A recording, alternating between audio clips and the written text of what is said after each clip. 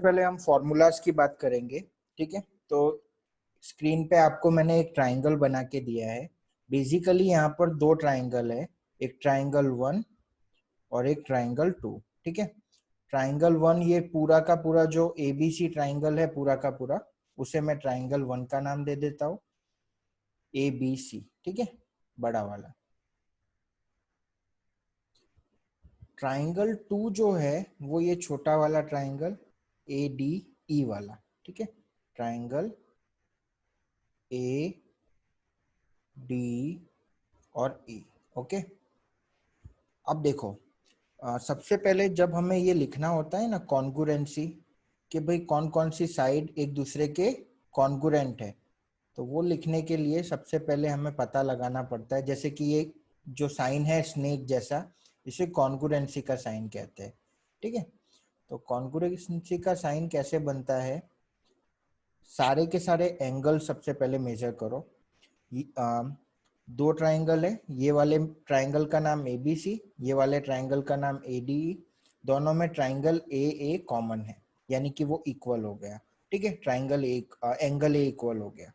Second thing, दूसरा जो angle है वो B है, यहाँ पर B है और यहाँ पर D बन रहा है, यानी जो मिडल पॉइंट आएगा वो D और B होगा, यानी कि यहाँ पे B है और यहाँ पर D है, ठीक है। तीसरा जो पॉइंट है वो यहाँ पर E है इस वाले ट्राइंगल में, और बड़े वाले ट्राइंगल में C है, तो वो लास्ट में। तो इस तरह से सबसे पहले वेरीफाई करो कि सारी चीजें ऑर्डर वाइज प्रॉपरली लिखी हुई है, ठीक है। इसमें अल्फाबेटिकली नहीं होता है, डायग्राम को देखकर हमें उसका नाम लिखना पड़ता है, ठीक है। अब जब हम लिख रहे हैं ABC कॉन्ग्रुएंट ADE, तो इससे बहुत सारे फॉर्मूले बनते हैं। कौन कौन से फॉर्मूले बनते हैं? सबसे पहला फॉर्मूला बनता है, पहले साइड्स के फॉर्मूले की बात करेंगे। तो सबसे पहला फॉर्मूला बनता है, जस्ट सपोज AB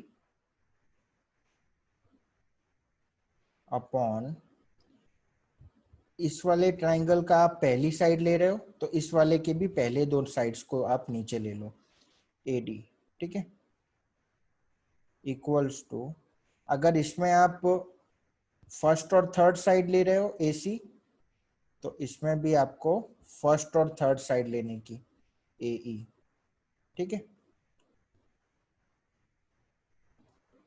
फिर इसमें आप सेकंड और थर्ड साइड ले रहे हो BC,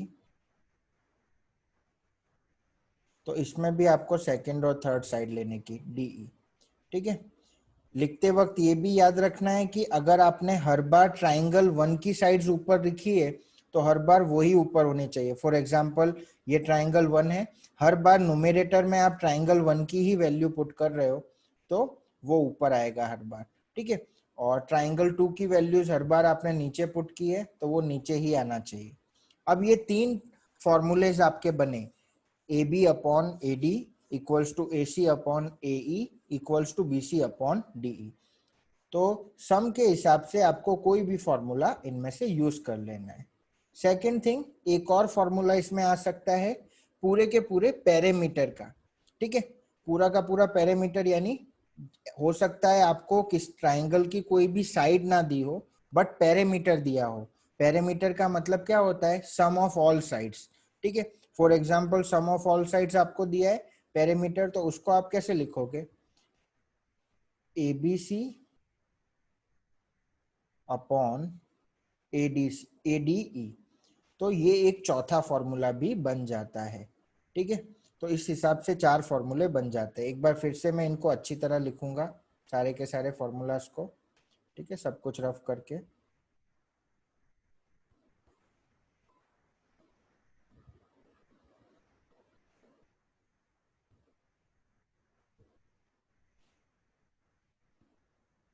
ओके, अब ऊपर में अच्छी तरह से ये चार फॉर्मूले जो मैंने इससे बनाए इस डायग्राम से, वो मैं अच्छी तरह लिख देता हूँ, ठीक है।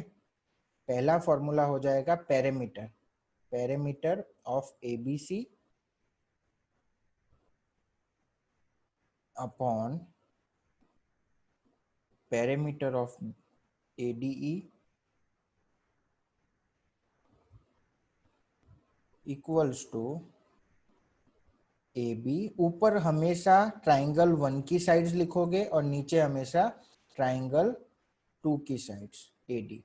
ठीक है, कब AD लेना है, कब AB लेना है, कब BC लेना है, वो मैंने अभी अभी आपको बताया। जब पहले वाले ट्राइंगल के आगे के दो ले रहे हो तो इसके भी आगे के दो लो, फिर जब इसके पीछे के दो ले रहे हो साइड्स तो दूसरे वाले ट्राइंगल के भी पीछे के दो लो, DE, and the third one is first और थर्ड, दोनों के फर्स्ट और थर्ड कोऑर्डिनेट्स आप ले रहे हो AC, तो यहाँ पे अपॉन आ जाएगा ए। ठीक है, ये फॉर्मूला बन के तैयार हो गया। ठीक है, पैरामीटर भी इसमें आ सकता है। कभी कभी ऐसा होगा पैरामीटर आपको दिया नहीं होगा पर आपको पूछ लिया होगा, तो आप कैसे कर सकते हो, ट्राइंगल की तीनों साइड इन फॉर्मूले के हिसाब से फाइंड करके उन तीनों साइड्स को आपस में प्लस कर दो तो पैरामीटर मिल जाएगा आपको। ठीक है, तो पहला फॉर्मूला तो ये हो गया। दूसरा फॉर्मूला, अब अगर आपको एरिया बोला है, क्या बोला है, एरिया, तो उसके लिए क्या फॉर्मूला हो जाएगा, एरिया के लिए हमेशा स्क्वायर यूज होता है। अगर एरिया बोला है तो क्या हो जाएगा, स्क्वायर, यानी कि जो ऊपर आपने साइड्स लिखी है ना उन सब का स्क्वायर हो जाएगा अगर एरिया बोला है तो AD, ऊपर AB लिखा है, AB square upon AD square. ठीक है, एरिया के लिए है ये formula, BC square upon DE square. ठीक है, और equals to AC square upon AE square. ठीक है, तो एरिया के लिए ये फॉर्मूला बन जाता है इस तरह से। ठीक है, अब चलो हम इससे रिलेटेड कुछ सम्स देख लेते हैं तो हमारा कॉन्सेप्ट क्लियर हो जाए।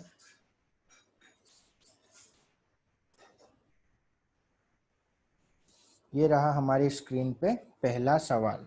ठीक है, एक ही डायग्राम है और उससे रिलेटेड 4 क्वेश्चंस हमें दिए हुए हैं, चारों क्वेश्चंस में अलग अलग मेजरमेंट लिया हुआ है। ठीक है, पहला क्वेश्चन देख लेते हैं हम। पहले क्वेश्चन में AD दिया हुआ है 3.6, AB दिया हुआ है 10 यानी कि ये पूरा, AE दिया हुआ है 4.5, हमें फाइंड करना है ये EC और AC पूरा का पूरा। ठीक है, तो सबसे पहले दो ट्राइंगल कॉन्गुरेंट कौन कौन से हैं, ट्राइंगल कॉन्गुरेंट है हमें ऑलरेडी दिया हुआ है ABC और उसका कॉन्गुरेंट ट्राइंगल है ADE। ठीक है, तो देख, जैसा कि हम यहाँ पे देख रहे हैं, यहाँ पर हमें ये दो साइड्स दी हुई है तो हम लिख देंगे AB अपॉन AD। ठीक है, ये वाली साइड और ये पूरी की पूरी जो लाइन है वो हमने ली।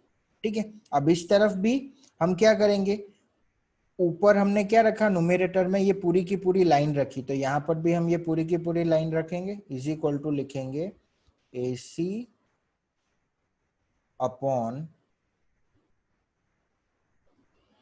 AE। ठीक है, इस तरह से हमने किया। ठीक है, यानी कि पहली दो वैल्यूज और अपॉन इसकी पहली दो वैल्यूज, फिर इसकी फर्स्ट और थर्ड और फिर इसकी फर्स्ट और थर्ड, इस तरह से हमने किया क्योंकि हमें क्वेश्चन में ये वैल्यूज दी हुई थी। अब AB की जगह AB पुट कर दो, AB की वैल्यू है 10, AD की जगह पर AD की वैल्यू पुट कर दो 3.6, AC की वैल्यू हमें नहीं दी हुई, फाइंड करनी है तो उसको एज इट इज, और AE 4.5 दिया हुआ है, क्रॉस मल्टीप्लाई करो, क्रॉस मल्टीप्लाई यानी 3.6 इससे मल्टीप्लाई हो जाएगा और 10 को 4.5 से मल्टीप्लाई कर दो तो आपका आएगा 10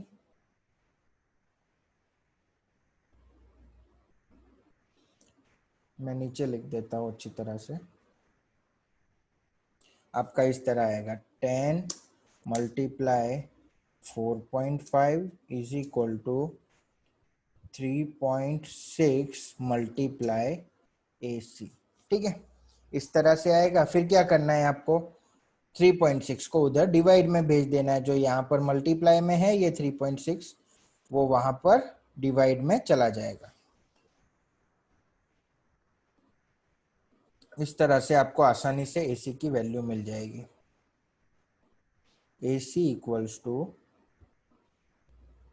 45 अपॉन 3.6। ठीक है, अब सर आ गया आंसर। हाँ, वेरी गुड।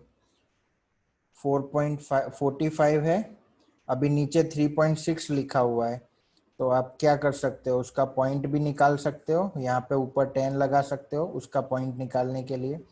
फिर 9 से कटिंग कर सकते हो। 9 से कटिंग करोगे तो यहाँ पे आ जाएगा 5, यहाँ पे आ जाएगा 4। ठीक है, यानी कि 50 अपॉन 4 आंसर आएगा। यानी उसको आप जब पॉइंट में कन्वर्ट करोगे 12.5 आंसर शायद आएगा। ठीक है, 50 अपॉन 4 यानी कि 12.5। यस, 12.5 आपका आंसर आया। ठीक है, ये आपकी AC की वैल्यू आई। अभी और क्या पूछा है इसमें, AC पूछा था वो तो आपका आ गया 12.5। ठीक है, EC भी पूछा है। EC कैसे फाइंड करोगे, कैसे भी कर सकते हो। टोटल AC जो दिया है, AC जो है वो टोटल वो दो साइड से मिलके बना है, AE और EC। तो 4.5 प्लस EC करके AC में से उसको माइनस कर दोगे तो अभी आपको मिल जाएगा। ठीक है, ये पूरी की पूरी जो साइड है AC वो आपको दी हुई है 12.5, और ये जो AE है वो 4.5 है। तो 12.5 में से 4.5 भी माइनस कर सकते हो, या फिर आप क्या कर सकते हो, या फिर आप कर सकते हो ऐसे लिख के कर सकते हो, AC equals to AE plus EC। फिर AC आपको मिल गया 12.5 इक्वल्स टू AE आपको दिया हुआ है 4.5 plus EC। So 12.5 minus 4.5 equals to EC, यानी 8 सेंटीमीटर। पीछे CM नहीं लगा हुआ है तो बोर्ड में 1 मार्क कट जाएगा। स्कूल में कोई आपका काटे ना काटे, या नहीं काटता था या काटता था, उससे कोई लेना देना नहीं। बोर्ड में अगर CM नहीं लिखा होगा तो अगर ये 1 मार्क का सम भी है और आपने इतनी सारी मेहनत की है तब भी वो आधा मार्क आपका काट देगा। ठीक है, तो ये याद रखना। ये आ गई EC की वैल्यू। इस तरह से करना होता है। ठीक है, अब सभी सेकंड वाला खुद करेंगे। स्टार्ट करो। DB की जगह पर DB हम फाइंड कर रहे हैं तो वो एज इट इज, AC हमें दिया हुआ है 11.9 और EC हो जाएगा हमारा 5.1। ठीक है, अब इसको क्रॉस मल्टीप्लाई करें तो क्रॉस मल्टीप्लाई करने पर कुछ इस तरह इक्वेशन बनेगा, 13.3 multiply 5.1 equals to 11.9 multiply DB। और इस तरह से आप DB फाइंड करोगे। DB equals to 13.3 multiply 5.1 divided by 11.9। ठीक है, तो इसको आप कटिंग वटिंग करके जब आप अच्छी तरह सॉल्व करोगे तो DB की वैल्यू आएगी, जैसे कि 17 से कटिंग करें तो आएगा 3 और यहाँ पर आएगा 7। एक मिनट, हाँ इसको कैलकुलेट करने दो। यहाँ पे आएगा 7 1 जा 7, 1.9 मल्टीप्लाई 3, 5.7 DB की वैल्यू आएगी। ठीक है, 5.7 DB की वैल्यू आई। अभी आपको DB फाइंड नहीं करना है, आपको क्वेश्चन में फाइंड करना था AD। ठीक है, तो AD का फाइंड करने का फॉर्मूला क्या बन जाएगा, AB equals to AD plus Devanshi देख लेना, तूने गलत, तेरा मतलब तूने आधा करके छोड़ दिया था ना, वो देख लो अभी। AD प्लस DB, AB का फॉर्मूला, AB की वैल्यू है 13.3, AD की वैल्यू आपको फाइंड करनी है, और DB की वैल्यू अभी अभी आपने फाइंड की 5.7। ठीक है, मतलब कि आपका AD कितना आया, 13.3 माइनस 5.7, यानी कि लगभग आया, कितना आएगा, 7.6, है ना? हाँ सर। ओके, 7.6 सेंटीमीटर, इस तरह से करना होता है। ओके, तो आई होप सबको आ गया होगा ये। ठीक है, तो अब हम आगे बढ़ते हैं। ओके, थोड़े टफ वाले सम्स पर।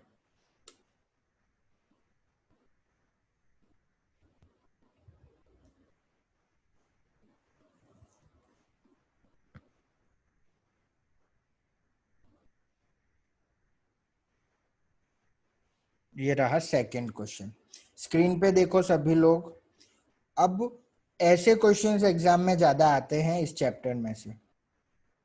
ठीक है, ध्यान से देखो, इसमें वही ऊपर वाला जो डायग्राम है वही डायग्राम है, फॉर्मूला भी वही है, फॉर्मूला तो हमेशा वही रहेगा, एरिया वाले में स्क्वायर हो जाएगा, और जिसमें एरिया नहीं दिया होगा, खाली साइड दी होगी, तो उसमें तो वही फॉर्मूला रहेगा जो ऊपर था। ठीक है, अब इसमें हमें साइड्स जो है ना वो एक्स में दी हुई है, और हमें ओरिजिनल वैल्यू फाइंड करनी है। तो सबसे पहले देखो साइड्स को पुट कर दो, AD की वैल्यू x, DB की वैल्यू x-2, ठीक है, और AE की वैल्यू x+2, और EC की वैल्यू x-1। ठीक है, तो कुछ नहीं, पहले फॉर्मूला बना देना है आपको, सभी में आपको ये अलग अलग साइड्स दी हुई है चारों की चारों। ठीक है, तो आप यहाँ पे लिख दो AB अपॉन DB, और यहाँ पे लिख दो AE upon EC। Okay, cross multiply कर दो वैल्यूज पुट करके, वैल्यूज कितनी है, AB की है x, और DB की है x-2, और AE की है x+2। आप भी करते जाओ, जो लोग सच में पढ़ाई कर रहे हैं और मेहनत कर रहे हैं 10th में अच्छे मार्क्स लाने के लिए, वो लोग करते जाओ, और जो लोग सिर्फ मेरे आंसर के भरोसे बैठे हैं वो स्क्रीन पे देखो, बाकी लोग खुद करो। इसका क्रॉस मल्टीप्लाई करो, क्रॉस मल्टीप्लाई कैसे होगा, आता है ना कि भूल गए सब कुछ, x का मल्टीप्लाई हो जाएगा x-1 के साथ, और x-2 का मल्टीप्लाई होगा x+2 के साथ। ठीक है, अब जैसे भी आपको करना हो, आइडेंटिटी की मदद से करना हो या किसी भी तरह से करना हो, यू कैन डू इट। ठीक है, मल्टीप्लाई करो, इस ब्रैकेट का मल्टीप्लाई करोगे तो x का मल्टीप्लाई x के साथ होगा तो x² आएगा। सर खाली एक्स ही फाइंड करना है? नहीं बका, x फाइंड करने के बाद है ना, AB की वैल्यू, DB की वैल्यू, AE की वैल्यू और EC की वैल्यू भी। एक्स तो आ गया है सर। ओके, हाँ तो फिर देख क्या कर, उनमें x की वैल्यू पुट कर दो तो बाकी आंसर मिल जाएगा। जैसे AD की वैल्यू x की ठीक है। वैल्यू ही है, लेकिन DB की वैल्यू अलग है और वो सब अलग है, इसलिए x² minus x is equal to, जब इन दोनों ब्रैकेट को आप सॉल्व करोगे ना तो आपका आंसर आएगा, आ गया सर, आ आ गया। गया। वेरी गुड, अब बाकी की चारों वैल्यू फाइंड कर दे, EC की, AE की, DB की, इन सब की, x² माइनस 4। ठीक है, उसके बाद ये x² और ये x² कट जाएगा, यानी x की वैल्यू आ जाएगी 4। अब हमें सिर्फ, आ गया सर, एक्स की वैल्यू वो सब आ गया। वेरी गुड, हाँ तो सब। ओके, तो कंफर्म करो अभी। देखो x की सर वैल्यू, स्क्रीनशॉट लेना है अटेंडेंस का? ना ना कोई जरूरत नहीं, मैंने ले लिया, वो सब 3 हमारे बस महान लोग गायब है, बाकी सब है। तो x की वैल्यू आ गई 4, यानी कि AD की वैल्यू हो गई 4, अभी डीबी की वैल्यू जो है वो x माइनस टू है, यानी कि 4 माइनस टू, यानी डीबी की वैल्यू हो गई 2। ठीक है, पीछे सीएम जरूर लगाते रहना। AE की वैल्यू है x प्लस टू, यानी कि 4 प्लस टू यानी कि 6। AE की वैल्यू हो गई 6, 4 प्लस टू सॉरी, ये 6 हो जाएगी। और यहाँ पर x माइनस वन है, यानी कि 4 माइनस वन यानी कि 3। तो चारों वैल्यूज हमारी आ चुकी है। AD की वैल्यू आई 4, AD की वैल्यू 4, DB की वैल्यू 2, सर हो गया। AE की वैल्यू 6, ओके, और EC की वैल्यू 3। इस तरह से हमारे सारे वैल्यूज फाइंड हो गए। ऐसा सम बोर्ड में पिछले साल आया था, यही सम आया था, ऐसा समझ लो। ठीक है, तो इस तरह से करना है। अभी आप लोग थर्ड वाला करने की कोशिश करो। थर्ड वाला थोड़ा कॉम्प्लिकेटेड है, ध्यान से समझ समझ के करना। AD की वैल्यू 7x माइनस 4,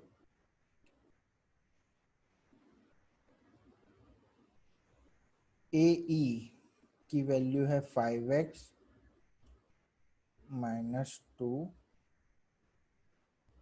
DB की value 3x plus 4,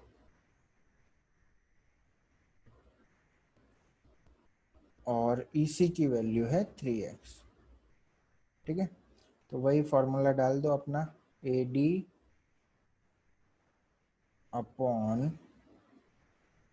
DB equals to AE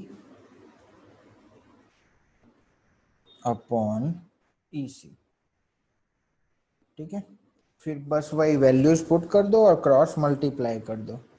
तो 7x minus 4 upon 3x plus 2 equals to 5x minus 2 upon 3x। अब क्या करना है, क्रॉस मल्टीप्लाई कर देना है। ठीक है, इसका इसके साथ और इसका इसके साथ, तो ये हो जाएगा 21x square minus 12x is equal to, इसमें थोड़ा खतरनाक होगा, 3x और 15 5 का, तो 15x स्क्वायर माइनस 6x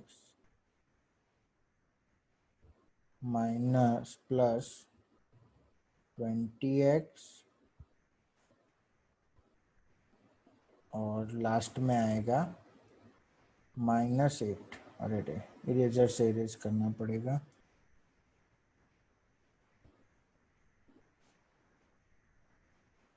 -8। ठीक है, फिर क्या करना है आपको, बस वो x वाले नंबर, सभी नंबर्स को अच्छी तरह कैलकुलेट कर देना है। 21 minus 12x is equal to, ये आएगा 15x square minus plus 14x -8। उसके बाद सारी चीजों को एक तरफ ले जाओ और फैक्टराइजेशन की मेथड से सॉल्व कर दो। इक्वेशन बनेगा इसमें 6x square minus 26x plus 8।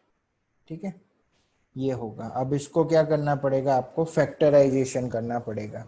पहले इसमें से 2 2 कॉमन निकाल देता हूँ, सभी में से 2 2 कॉमन निकलेगा ना, सभी को 2 2 से डिवाइड कर देता हूँ, यानी कि हो जाएगा ये equation 3x square minus 13x plus 4। अब आप इसको फैक्टराइजेशन से करना चाहो तो फैक्टराइजेशन से कर दो, या फिर आपको डिस्क्रिमिनेंट यानी डी और अल्फा और बीटा की मेथड से करना है तो आप वैसे भी कर सकते हो। ठीक है, अगर फैक्टराइजेशन की मेथड से करें तो a मल्टीप्लाई सी यानी 12 के फैक्टर करने, यानी कि 12 वन जा 12, तो भी हो जाएगा। बहुत आसान से फैक्टर कर सकते हो आप इसको। और अगर आपको फैक्टराइजेशन नहीं आता है तो इन डेट केस आप क्या करोगे, अल्फा और बीटा की मेथड से फाइंड कर देना।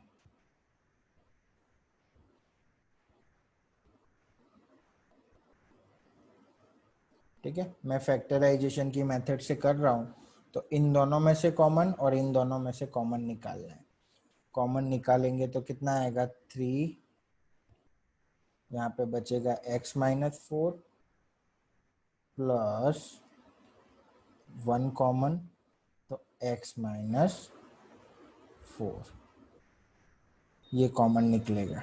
यानी कि एक मिनट सब कुछ रफ कर देता हूँ नीचे का। सर ये 12x कहाँ से आया? कौन सा 12x? वो 3x² माइनस 12x। वो तो फैक्टराइजेशन किया, 13 के 2 पार्ट किए। फैक्टराइजेशन भूल गया? हाँ हाँ ए हाँ याद है। ए और सी का मल्टीप्लाई किया, 3 का और 4 का, तो 12 आया। तो 12 के फैक्टर किए, तो 12 के ऐसे फैक्टर जिसमें मिडल टर्म आ जानी चाहिए, यानी 13 आ जाना चाहिए। तो 13 लाने के लिए 12 वन जा, तो 12 और x, 13 के 2 पार्ट किए, -13 के 2 पार्ट, -12 और -x, और फिर कॉमन निकालने लगा, तो 3x प्लस 1, एक ब्रैकेट तो ये बना और दूसरा ब्रैकेट बना x माइनस 4। ठीक है, फिर दोनों में उधर ले जाओ वैल्यूज को, ये 3x इक्वल्स टू -1। कभी भी कोई साइड माइनस में नहीं हो सकती, तो नॉट पॉसिबल, क्योंकि कोई भी साइड माइनस में नहीं हो सकती, यानी कि x की वैल्यू आएगी 4। क्वेश्चन 1 की तरह x की वैल्यू 4 आई। वैल्यू 4 आने के बाद जैसे AD की वैल्यू फाइंड करनी है, तो AD की वैल्यू 7x माइनस 4 है, यानी कि 7x की जगह पे 4 डाल दो, यानी 7 4 जा 28, 28 माइनस 4 यानी कि 24 वैल्यू आई AD की। सिमिलरली DB की वैल्यू, तो इसकी हो जाएगी 12 प्लस 4 16, DB की वैल्यू हो जाएगी 16। ठीक है, AE की वैल्यू हो जाएगी 20 माइनस 2 यानी कि 18, जब आप इसमें x की वैल्यू पुट करोगे तब। और EC की वैल्यू हो जाएगी 3 4 जा 12। तो इस तरह से हमें वैल्यूज फाइंड करनी है, यानी सिर्फ फॉर्मूला आ जाना सब कुछ नहीं होता है। फॉर्मूला आने के बाद उसको इम्प्लीमेंट करना, और सारे चैप्टर एक दूसरे से जुड़े हुए होते हैं। फॉर एग्जाम्पल, मैंने शुरू में ही जब मैंने पहली बार मैथ्स पढ़ाया था आपको ऑनलाइन, उसी वक्त मैंने बोला था कि चैप्टर 2 और चैप्टर 4 या फैक्टराइजेशन हर चैप्टर में आता रहेगा। और देख लीजिए बार बार हर चैप्टर में घूम फिर के कहीं ना कहीं से फैक्टराइजेशन आ ही जाता है। तो इस तरह से ये क्वेश्चंस करने होते हैं 6.1 के। ठीक है, इस चैप्टर में बेसिकली 3 ही फॉर्मूलाज है। एक जो जिसके बारे में अभी हमने पढ़ा, एक एरिया वाला, एरिया वाले में कुछ भी नहीं होता, बस यही ट्राइंगल होता है, सब कुछ यही होता है, बस उसमें साइड्स का स्क्वायर कर देना होता है। और तीसरा वाला पाइथागोरस थ्योरम, यानी कि hypotenuse square equals to base square plus perpendicular square. बस ये 3 ही तरह के सम्स इसमें से आते हैं, कुछ लिमिटेड सम्स। ठीक है, बाकी की थ्योरम्स होती है। थ्योरम मैंने आपको एक्सप्लेन पहले ही कर दी है, और थ्योरम में एक्सप्लेन करने से ज्यादा और कुछ उससे ज्यादा उसको लर्न करना है अच्छी तरह से। टोटल 4 थ्योरम है। ठीक है, वो 4 थ्योरम में से कोई भी 2 थ्योरम एग्जाम में आती है, कोई भी एक हमें लिखनी होती है, पर वो 2 कौन सी आएगी वो हमें नहीं पता होता। इसलिए कोई भी 3 थ्योरम आप अच्छे से लर्न कर लो तो आपको आराम से वो 4 मार्क तो पक्के मिल ही जाते हैं। ठीक है, और सम्स बहुत इजी होते हैं इस चैप्टर के, बस आपको कैलकुलेशन और बाकी सब चीजें अच्छी तरह से करनी होती है। ठीक है, तो आज जो सम सिखाए मैंने, जो चैप्टर सिखाया, जो फॉर्मूला सिखाया, इसके बेसिस पर ही कुछ एक्स्ट्रा सम्स मैं आपको आज सेंड करूंगा। और हर दिन की सर तरह इस बार टेस्ट कब होगी? ट्यूसडे को होगी? ट्यूसडे को टेस्ट लेंगे। ठीक है।